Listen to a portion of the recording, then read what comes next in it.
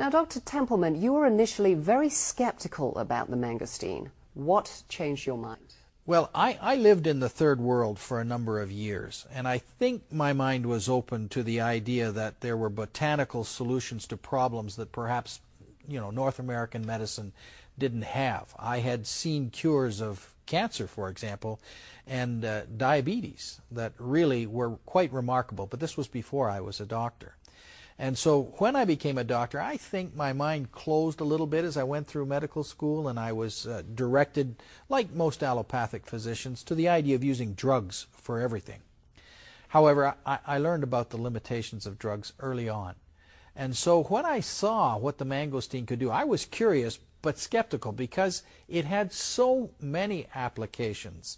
And I wondered, how, even with the variety of xanthones that are in there, how could it possibly affect so much in the human body?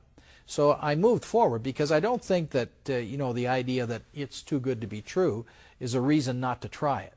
And so I did move forward, and I must admit that my skepticism ebbed as I saw the results across the spectrum of health problems. And so I was convinced. In fact, I had a patient who came in to see me. I was practicing in southern Georgia.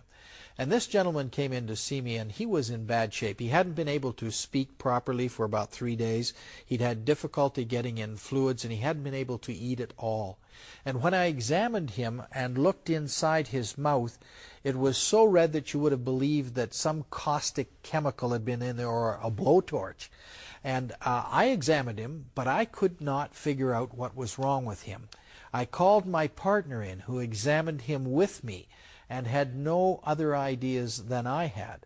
I then sent him post-haste to a hospital to see a specialist, an ear, nose, and throat specialist, who, using fiber optic tools, was able to look down his trachea, his breathing tube, and his esophagus, his swallowing tube, and called me and told me that that inflammation I could see in his mouth continued down as far as he was able to see with his fiber optic tools.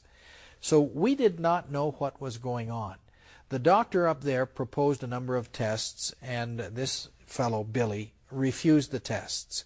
He actually came back to my office, and I had had a chance to consult with the specialist. In fact, I'd even consulted over the phone with a second specialist.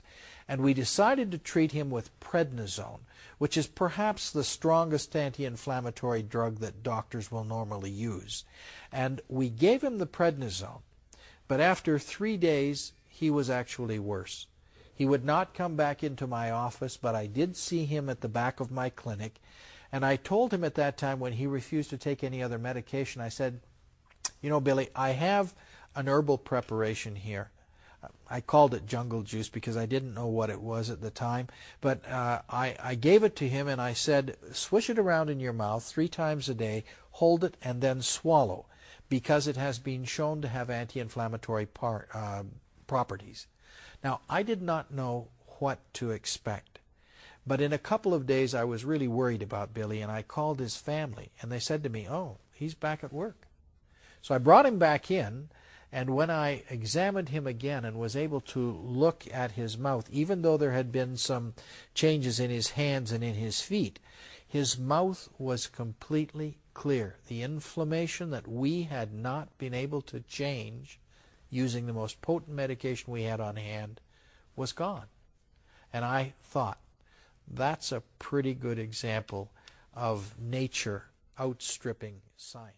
Dr. Morton, you've done extensive research on the mangosteen. What really just do you sum up as the best benefits of the fruit? I'd have to say that would be the anti-inflammatory benefits. Studies have been spanning the past 30 years. The first study that was done on the mangosteen fruit was done in 1855 by a German scientist who found the first xanthone called alpha-mangosteen. And since that day, more research has been done, and the majority of it has been done in the anti-inflammatory properties. An interesting thing is that a lot of non-steroidal anti-inflammatory drugs, known as NSAIDs, that are used today have some of the side effects such as gastric ulcers. People who take too much aspirin over a long period of time can get these gastric ulcers. The xanthones from the mangosteen fruit have been demonstrated that they have an anti-ulcer property. So not only do they help inhibit inflammation, they also actually help inhibit any type of ulcer, the process that would create an ulcer that many other NSAIDs would create. So in fact, if I can jump in here, the non-steroidal anti-inflammatories, the things like ibuprofen, naproxen, and if you're looking at prescription drugs, things like Bextra and Celebrex, and up until recently Vioxx, these drugs were responsible for more deaths in North America in the year 2000, than AIDS. So we're not talking about a small effect when we talk about something that can give you anti-inflammatory protection and not expose you to the side effects that are deadly.